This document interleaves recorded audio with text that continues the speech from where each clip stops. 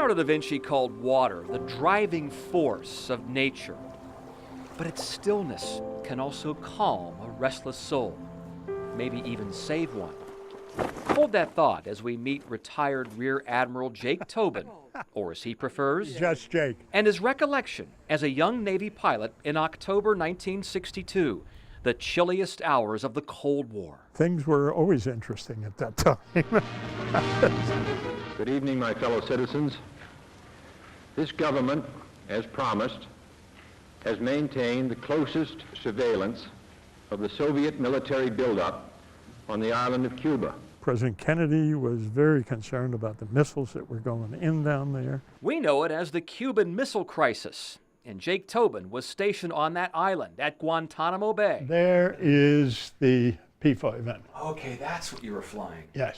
Tobin was co-piloting an unarmed seaplane for a surveillance mission over water. We were just part of the surveillance to make sure we knew who was coming, who was going, and what was leaving. And we took off, and we were observing some area just on the western side of Cuba, and we got a little too close to land.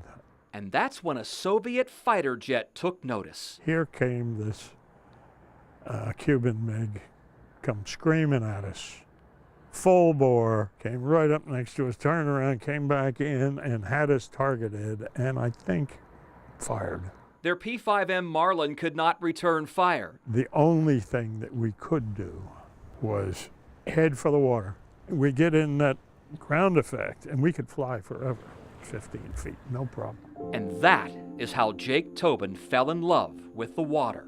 Because during those heart-stopping moments, his seaplane could go where a MiG fighter could not. Thank you, God.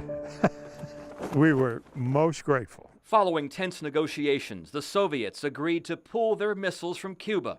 Tobin retired as a Rear Admiral, but is still surrounded by water. It began to have more of a spiritual effect for me.